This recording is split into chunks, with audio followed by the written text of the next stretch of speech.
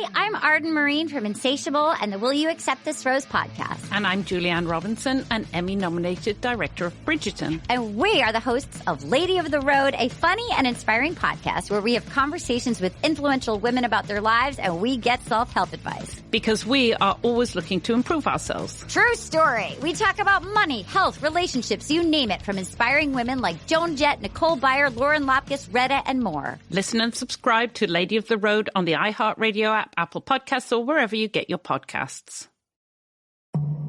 The art world, it is essentially a money laundering business. The best fakes are still hanging on people's walls. You know, they don't even know or suspect that they're fakes.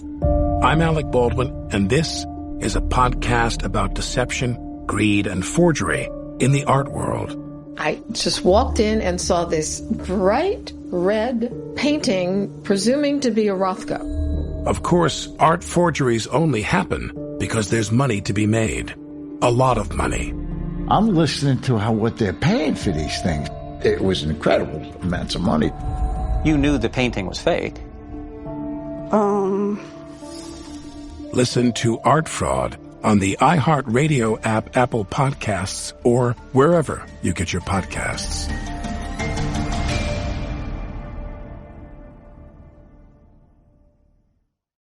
I think like the holding strategy is if I have an NFT that gets me access to all of LeBron's practices for the rest of his career, and after 7 of those practices, I'm like, ooh, that was fun. Okay, I don't have Sundays free anymore.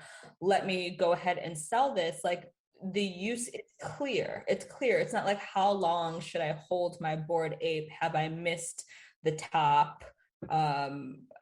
Someone made me an offer, I need liquidity, like all of these other decisions that you make that you can get caught up in terms of like the strategy of buying those particular assets. I think that can you actually use what it is that you're buying into? If you can use it, then your gut, your instinct will tell you when it doesn't have a use for you anymore. If you go into this investment without that sort of gut clarity, then I don't think it's gonna appear halfway through you holding it. I'm Will Lucas, and this is Black Tech, Green Money. I'm going to introduce you to some of the biggest names, some of the brightest minds, and brilliant ideas. If you're black in building or simply using tech to secure your bag, this podcast is for you.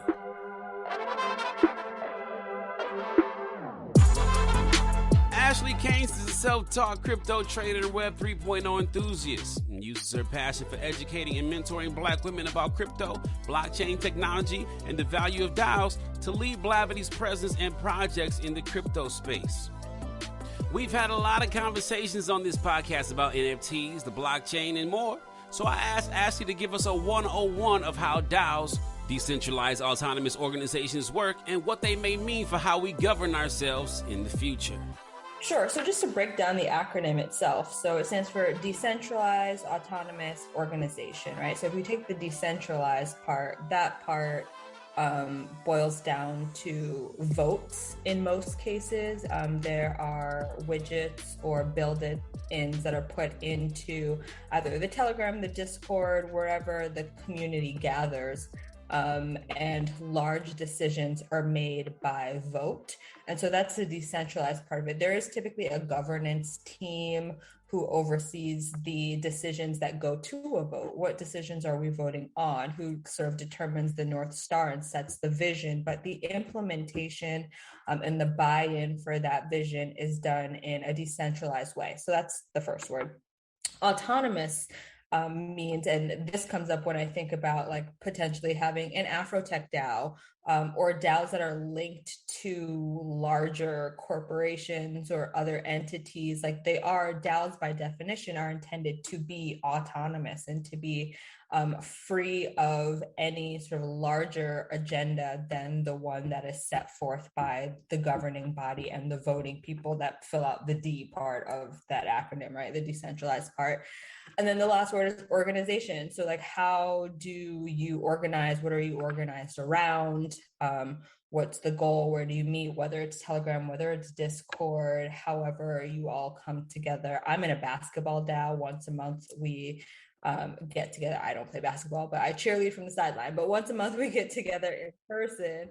And there's this aspect that takes it offline. So it is still very human. So yeah, I mean, that to me at its simplest form is really what a DAO is. It doesn't work the same when you try to break down like NFT and that acronym. I think it confuses people more, but DAO does the job of like really explaining what it is in the name. How do you imagine, reasonably within our lifetimes, DAOs having the most significant impact on how we live or work? I think that the collective power, the collective financial power. So you don't necessarily need a coin to have a DAO. Not all DAOs have their own treasury and coins that they launch, but many do. And when they do, it's that pooled financial power that I see being the greatest instrument going forward. There are real estate DAOs. There's a DAO now to like buy football teams, basketball teams. There's one to buy the Constitution.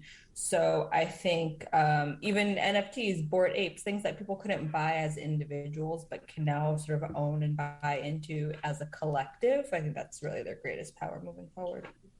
So how much of this has to do with how much of a particular coin or vote I earn? Like how in most cases, would you say that DAOs are, somebody has a vote via the token that they own in the DAO? I can't speak to most cases, but I will say in my own experience, there hasn't been a weighted vote where your vote is a proportion to your ownership. I think the ethos of DAOs and just Web3 in general is less about how much you own, the money that you put up necessarily, and how much you're actively giving to the community. So you could be in a DAO and see that there are 100 members and you see the same 15, 18, 20 people speaking up in the chat. And then within that group of 20 people, there are 5 people who are organizing in-person events or doing some other aspect. There are definitely levels to contribution. And so those benefits are given to the people who contribute the most, not necessarily to the people who have bought in at the highest price point. And so where I earn whatever that participatory reward is, how does that get created in the DAO? So what am I earning that says, okay, Will Lucas, we can see, is contributing more, therefore he is, has a higher profile in this organization? Sure. So I think that is a backdoor conversation into DAOs becoming sort of the workforce of the future, because right now I'm working on within my DAO, we're working on badges and missions, much like video games, where like sharing on social media is a particular mission for which you own a badge, and badges come with a value of coin. Like if you earn the so-and-so badge, you get 1,000 of our coin, or you get 10 more of our coin. So there's a literal incentivization of if you do X, Y, and Z on behalf of the community's treasury rewards you with more coins. I'm not sure that is how every DAO is structured, but it's definitely a model that's becoming popular, because these are still organizations in the sense that, like, even nonprofit too, they have people that actually run it and they do the work, even though they're working on behalf of other people. Baby girl, baby boy, it's your girl B Simone, and I got my beautiful, pretty co-host, Pretty B. What's up, girl? What they do. This time on the Women of Wild and Out podcast, we got our girl Justina Valentine in the building. Hey B, I'm happy to be here. I know, like, it was a few episodes. Y'all, like, probably sent me the invite. Got lost in the mail. But I'm here now, and I'm glad to be rocking out with my sissies, and I know we about to get into it on these episodes. Women of Wild and Out podcast is here, you guys. We're returning returning with a brand new episode of the podcast dropping on your feed weekly. Y'all, what y'all think this season's gonna be about? Lit. That's what I'm saying. Real raw and uncut, like I said before. I think sex, drugs, rock and roll, masturbation, all types of things. Yes. All the female vets returning with a brand new episode of the Women of Wild Now podcast dropping on your feed weekly. Listen to the Women of Wild Now podcast on the iHeartRadio app, Apple Podcasts, or wherever you get your podcasts.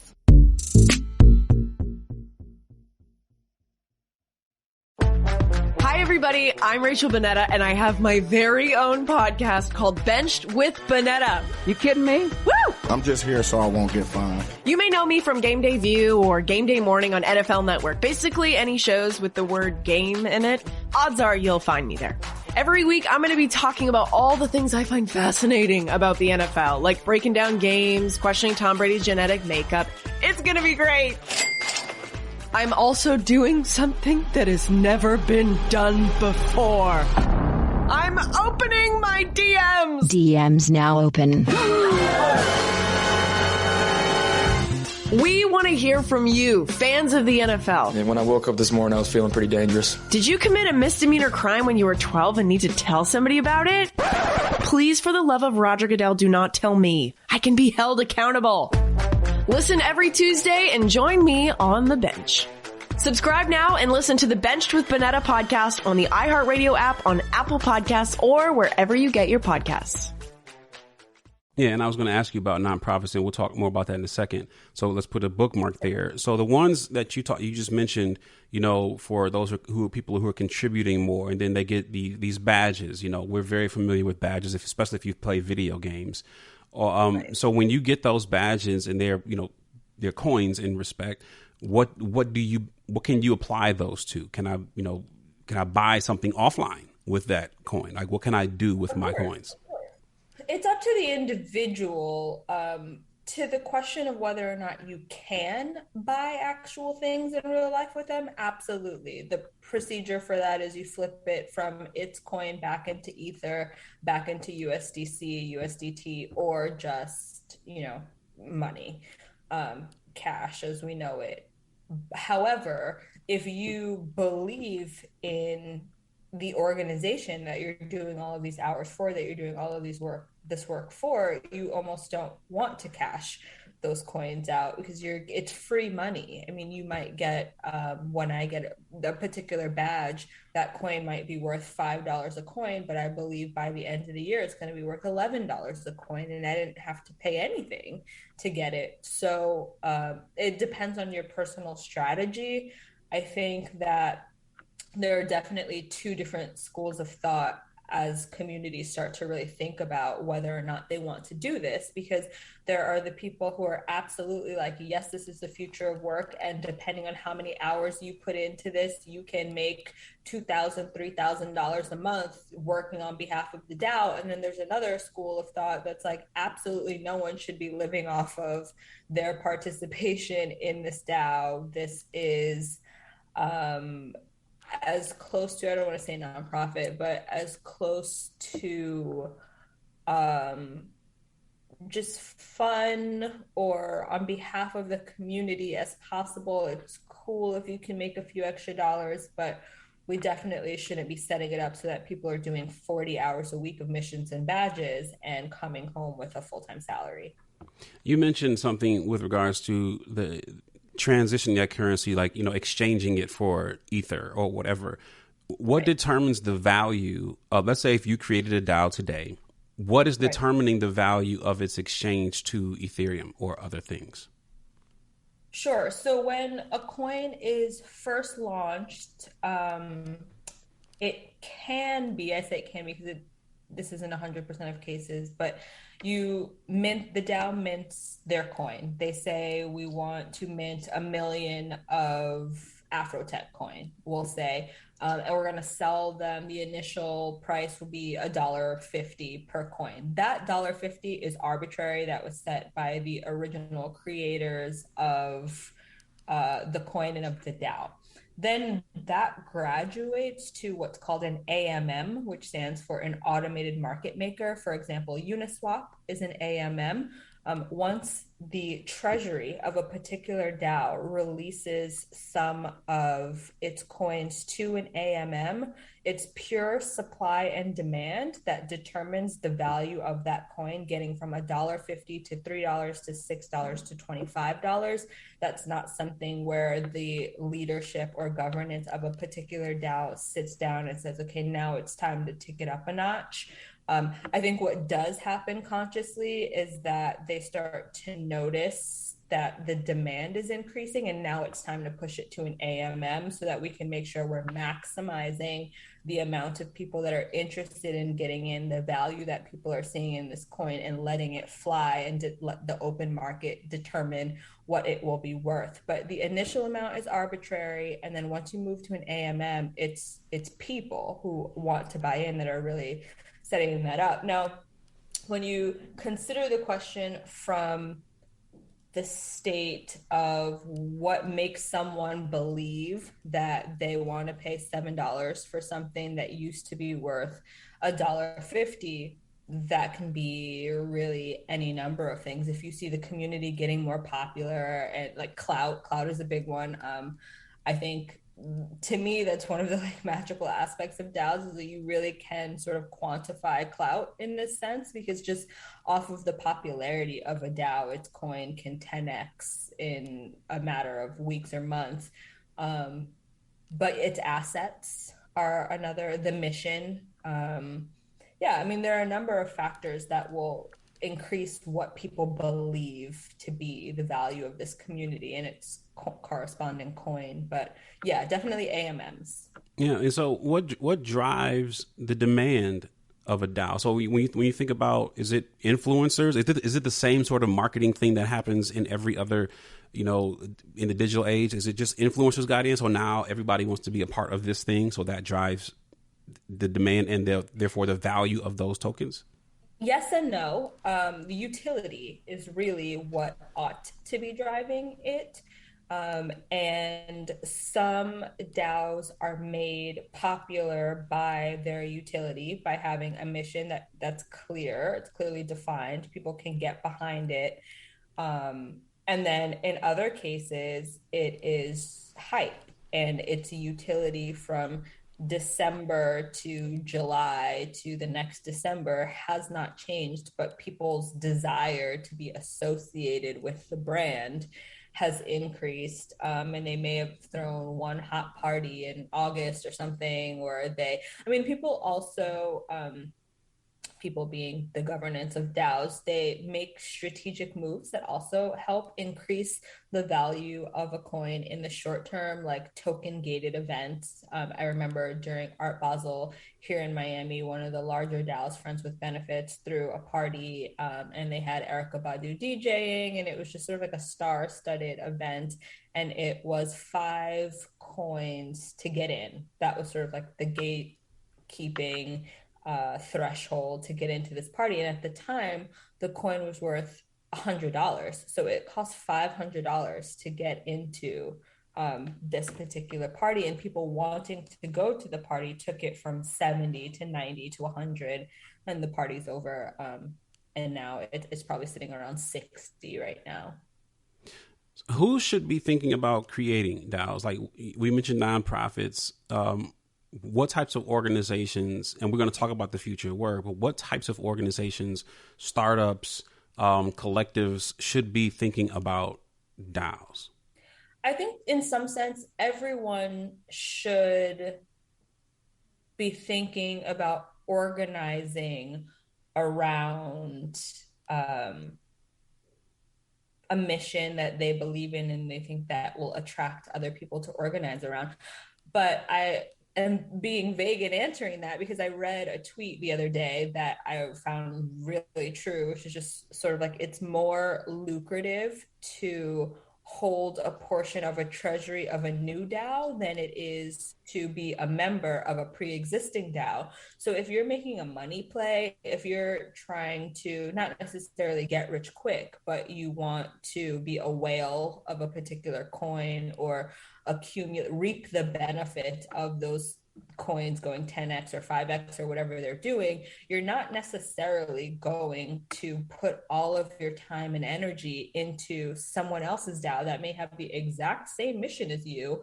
It's more lucrative for you to go start your own. And I think that that's really a kink to be worked out in this entire process, and why it's part of the ethos that people shouldn't like be making money plays in the space in general, because when you just keep it purely at organizing around a mission that we all believe in and collectively feel like we can get there faster, better, stronger together, then everyone should consider a DAO, whether or not they're considering starting a DAO, if that makes sense. Hey, it's Chuck Wicks from Love Country Talk to Chuck, where we bring you what's really happening in the country music family. We also, if you love country, here's the deal. If you love country music, you can be on the podcast. So if you're a fan of country music, well, you can call in anytime. You'd be like, oh, I want to talk about this. Hulk Hogan called in season 1. He's like, Chuck, the Hulkster, I love your podcast. I mean, Jason Aldean, Jimmy Allen, Carly Pierce, Lauren Elena, so many huge stars have been on Love Country Talk to Chuck. Season 2 is going to get even better. Going to have the same big, giant, huge stars, but I think it's time to bring some people in the studio right off the street. You love country music? Fine. Come talk to Chuck. That's how cool we are. I'm just saying it. I'm saying it out loud. Listen to new episodes of Love Country Talk to Chuck every Monday and Thursday on the Nashville Podcast Network, available on the iHeartRadio app, Apple Podcasts, or wherever you listen to podcasts. Hi, I'm Chelsea Clinton, and I'm so excited to be back with a new season of my podcast, In Fact. We're marking Women's History Month with 12 trailblazing women in sports, media, politics, and more, talking about the progress we've made or lost and how far we still need to go. From soccer star and equal pay advocate Megan Rapinoe, to veteran White House correspondent April Ryan, to world-renowned fashion designer Stella McCartney, these women have risen to the top of their field and are fighting for equal rights, for equal opportunities, for everyone. We'll hear how they got started and who inspired them, how it feels to have power in their industry, and what it looks like when women are finally given an equal shot, voice, and seat at the table. So I hope you'll join us and listen to In Fact with me, Chelsea Clinton, starting March 1st on the iHeartRadio app, Apple Podcasts, or wherever you get your podcasts. Hey, this is DJ Jazzy Jeff. And I'm Aida Osman, and welcome to Bel Air, the official podcast from the new Peacock original series, Bel Air. We'll be sitting down with the cast and crew that made this show a reality. I can't tell you how excited I am to have these discussions. Oh, I could not agree with you more. I am so excited to dive into the show and have these real-life, authentic conversations that are true to us and to the culture. We're fascinated to get into what separates this fresh reimagining from the original series and to see how Bel Air is paving its own path. And we'll be joined by some amazing guests like the show's creator Morgan Cooper and so many more people. We'll be covering all the things happening on screen, the important themes to look out for, and how the show is using its voice and platform to talk about what's happening in the real world. That's right. It's a culture podcast. Yep. It's a TV podcast. Yep. But it's not a recap podcast. Period. Subscribe now and listen to Bel Air, the official podcast on the iHeartRadio app, Apple Podcasts, or wherever you get your podcasts. How do you think about how the Internet of Things may impact our DAO participation, our punishment or reward in a DAO? Will our devices betray us? So if I think about if car insurance, the rate I get it may depend on how fast I go, being, determined by some bot or system in my vehicle telling the insurance company.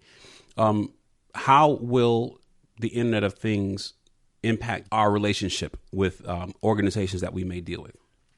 I think that in general, society is moving in a direction of, in my opinion, overly quantifying any number of things, like from wearing Fitbits to sleep that tell you how many minutes you slept well or got deep sleep or whatever. And so I think that DAOs can also either be helped or fall prey to this over quantifying of contribution, overvaluing the people who spoke up 5 times in a day, even though absolutely nothing that they had to add to the conversation was substantive or move the conversation forward, but the contribution itself was greater than in quantity than someone else's one really, really thought-provoking statement this month. And then, they dipped out, they had other stuff to do.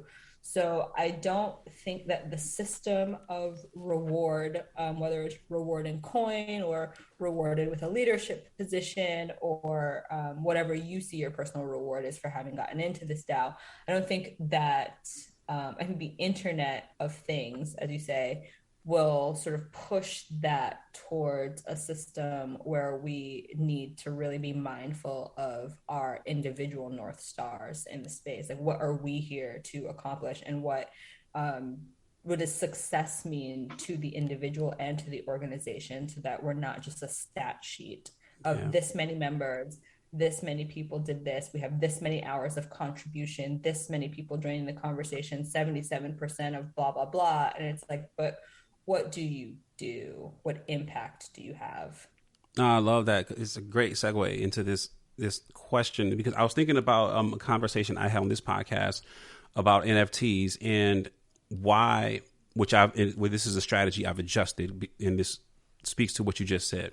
I did not believe personally in investing in centralized editable metadata NFTs, where it may be stored on somebody's AWS somewhere. And so that it was not on the blockchain, not on IPFS. And I sort of had to readjust my thinking, because if I'm preaching, get to know the engineering team building it, get to know the founders, get to know the organization, maybe it doesn't have to last forever, but does it have to last forever? Right. And so I wanted to get your idea on, thinking about these things, centralized versus decentralized, particularly around NFTs. And what are your thoughts on holding strategy with me saying that? So I was what I'll call late to NFTs, probably in the last couple of months. I've been researching them for over a year, but sort of aped in the last couple of months. And I had similar reservations and just not really understanding where the money play was, number one, in terms of like holding, what am I really getting in for? What is the move here? I think, not to sidestep your question, but really my answer to your question is always to tell people that I am bullish on experiential NFTs. And I think in that sense, like the holding strategy is, if I have an NFT that gets me access to all of LeBron's practices for the rest of his career, and after 7 of those practices, I'm like, ooh, that was fun. Okay, I don't have Sundays free anymore. Let me go ahead and sell this. Like, the use, it's clear. It's not like, how long should I hold my Bored Ape? Have I missed the top? Someone made me an offer, I need liquidity. Like, all of these other decisions that you make, that you can get caught up in terms of like the strategy of buying those particular assets. I think that, can you actually use what it is that you're buying into? If you can use it, then your gut, your instinct will tell you when it doesn't have a use for you anymore. If you go into this investment without that sort of gut clarity, then I don't think it's going to appear halfway through you holding it. Are there DAOs that we've been exposed to and we just, haven't kind of connect the dots, that we've been, engaging with a decentralized autonomous organization? And the reason I ask is this, when we have the conversation on this podcast about like NFTs, like we've been familiar with NFTs, like non-fungibility, for some time. Like your birth certificate, that's a non-fungible asset.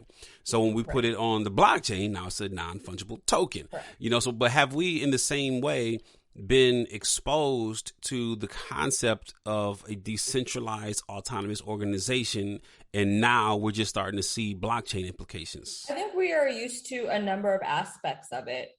What we're not used to is what I'll call the shareholder model of like being bought in, and then also as it becomes more popular, as its assets become more useful, or however the case may be, like we also go up in value. Being able to sort of move up in a non-political space. Workplaces have plenty of politics. The upside of being in an overly quantified environment of like hours of contribution and missions and badges completed is that it's free of those things. So yes, it takes a lot of what we're used to, and it matches it with things that we're not necessarily used to.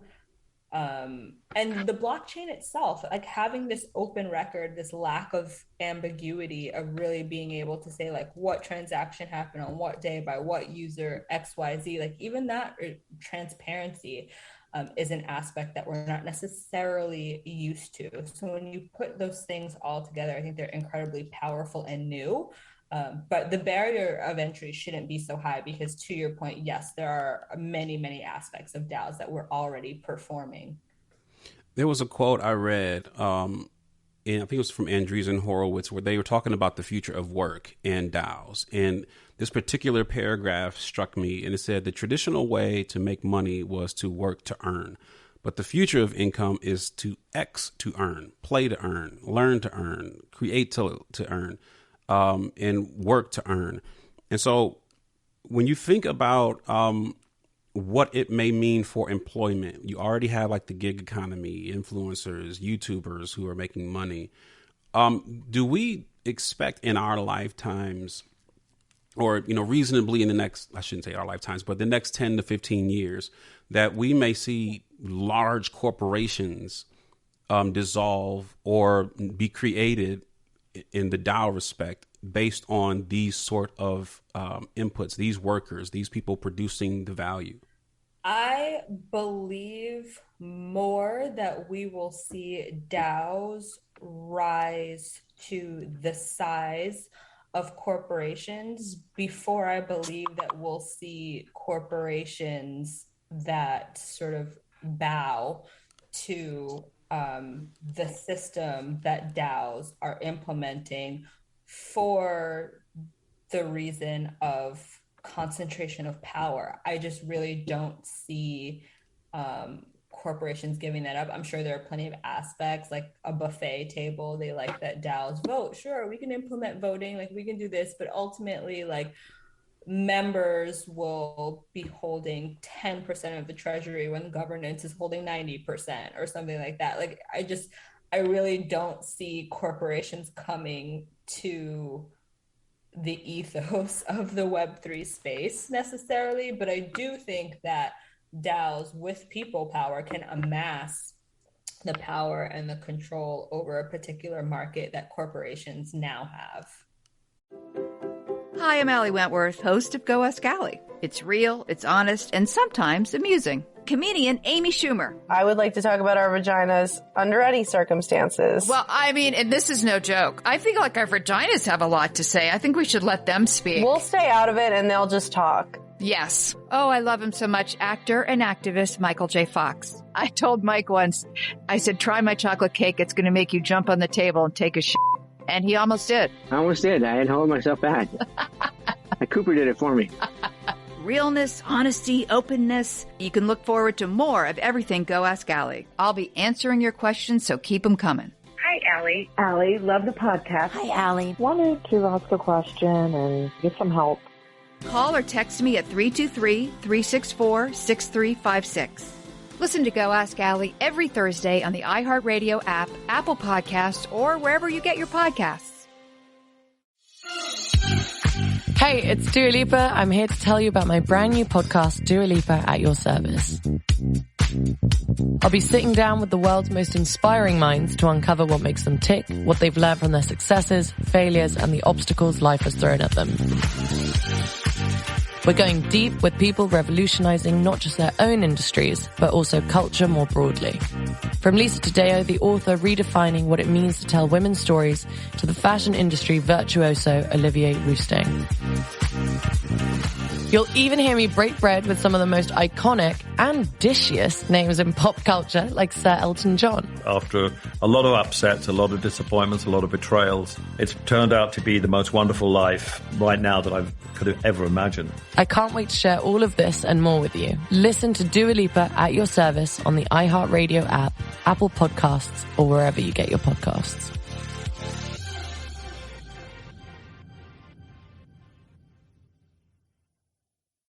Hi, Hi, I'm Arden Marine from Shameless, Insatiable, Chelsea Lately, and the iHeartRadio podcast, Will You Accept This Rose? And I'm Julianne Robinson, an Emmy and BAFTA-nominated director, most recently of Bridgerton. And we are the hosts of Lady of the Road, a funny and inspiring podcast where we have conversations with influential women about their lives and we get self-help advice. We're always looking to improve ourselves, and we figure there's no better source for learning how to be brave, take risks, and advocate for yourself in life than speaking with motivating, uplifting women. Some of whom we've met throughout our careers and some of whom we're just meeting now. We talk about money, health, relationships, parenthood, running a business, you name it, from inspiring women like Joan Jett, Nicole Byer, Lauren Lopkist, Retta, Ricky Lindholm, Kate McCucci, Kate Walsh, Shondaland producer Betsy Beers, Adjua Ando, Jen Kirkman, and more.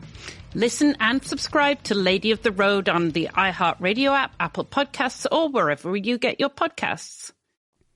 What are some DAOs we should be paying attention to? If it is, buying into an opportunity, some low cap opportunities to be able to get into, what are some DAOs that you're excited about that this audience should know about to get their feet wet? Well, so shameless plug, I would definitely start with DAO Labs. And DAO Labs started, of which I'm a part. DAO Labs started with Miami Tech Runs, which really started during Bitcoin Week last year in Miami. It was a group of primarily guys who were just like, hey, let's get together, let's play basketball.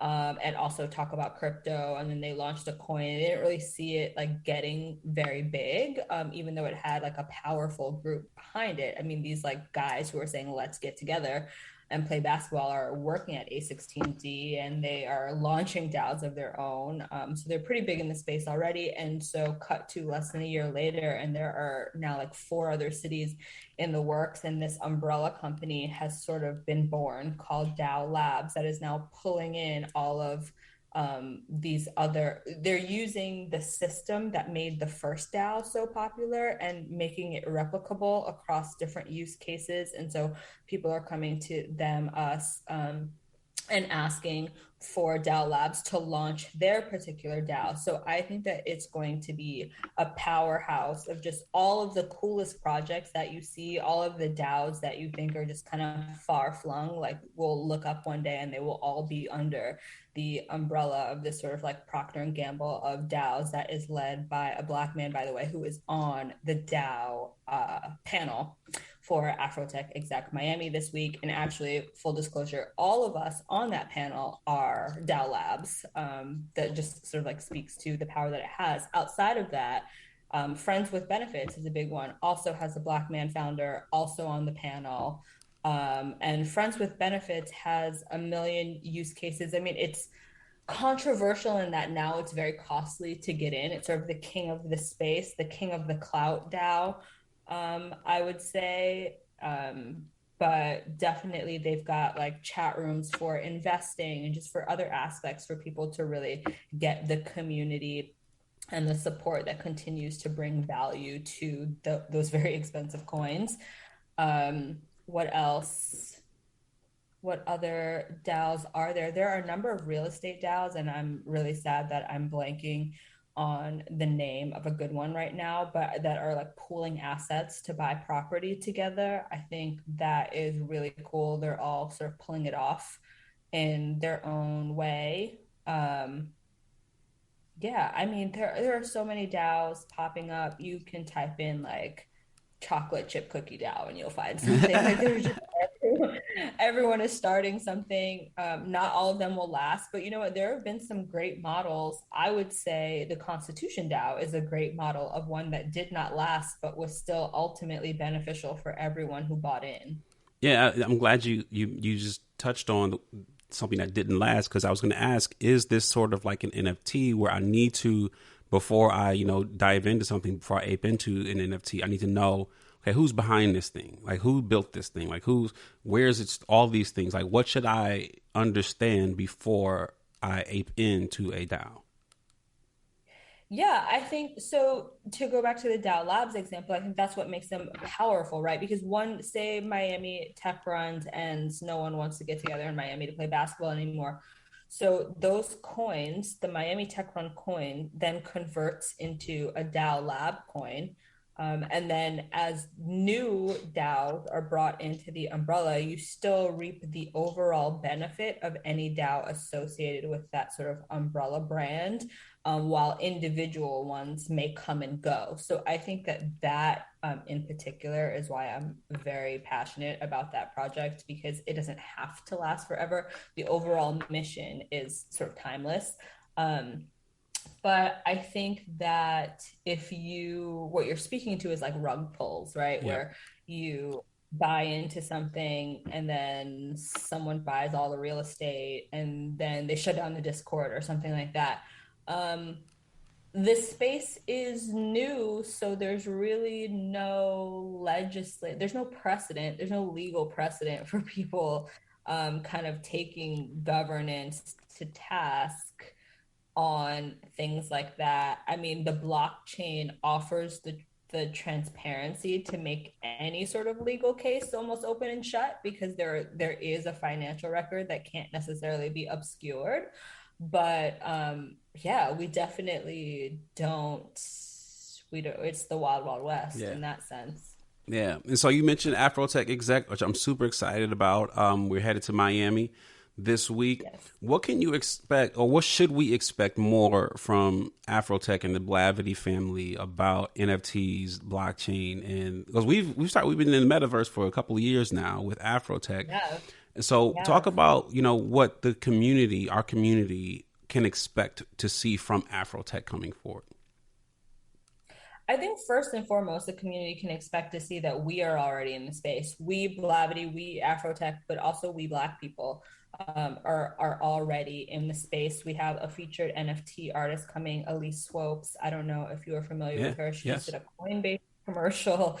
She just had a billboard in Times Square. I mean, she's out here as a Black NFT artist.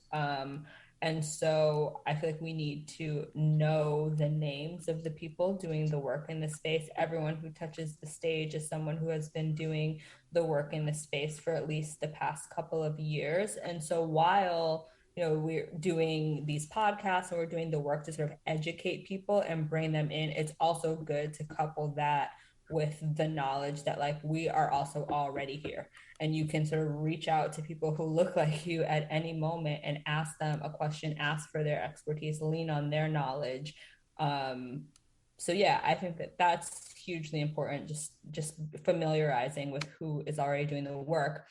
And then beyond that, there are so many aspects of blockchain technologies. I'm happy that there is a panel on DAOs and another panel on DeFi and another panel on NFTs. And then we've got a gallery of our NFT artists and the NFT artists there in person to answer questions if anyone should have, so that people sort of understand how all of these technologies come together, how the community comes together. I like to say that I'm sort of a grandparent in the crypto space because I've been in it for 4 or 5 years, and it's so new that most people have not been in it for that long. But when I started trading, you literally had to read a white paper to know what that coin was even planning to do, what the value, the intention behind its release. When people buy stocks on the stock market, Coca-Cola, Procter & Gamble, what they do, what you're buying into. In 2017, and most of these coins out now were not out in 2017, or they launched in 2017, most of them. There was no trading history. So now people go back on Coinbase or Binance or whatever trading desk that you use, and you just kind of look at the trading history. They don't even know that there's a white paper. They're not concerned with it at all. But all of these spaces used to interconnect way more than they do now. And so all of that to say that I'm excited to bring that this event will. It's time to gear up for the NFL postseason. Yes, sir! Head over to NFLshop.com today for the largest assortment of officially licensed gear. I need it! NFL Shop is your destination for jerseys, T-shirts, headwear, and more. Oh, you're sweet with it! Come back after the game for the best selection of NFL gear anywhere. How you like that, baby? Rep your team pride with styles fit for the whole family. To shop now, go to NFLshop.com. Have you ever wanted to learn about cryptocurrency but don't know where to start? Well, the Coin Bureau podcast is here to help. My name is Guy. I'm the host of the biggest crypto channel on YouTube, and I've persuaded my old friend Mike to sit down and talk crypto with me. Together, we're going to explore this crazy world right from the beginning. Sound good, Mike? It's going to be a lot of fun. We'll cover all things crypto, we'll make sense of the jargon and cut through all the techie stuff to bring you everything you need to know. Let's go less on the techie, more on the sexy. I had to go back and think about money in general. Yeah. And how I understood it and challenge my conceptions of it. And once I got that all square, I found that Bitcoin and crypto made more sense. Exactly. Yeah. Exactly. Fiat money doesn't have to be backed by gold or any other asset. Just guns. Just guns. Listen to the Coin Bureau podcast on the iHeartRadio app, Apple Podcasts, or wherever you get your podcasts.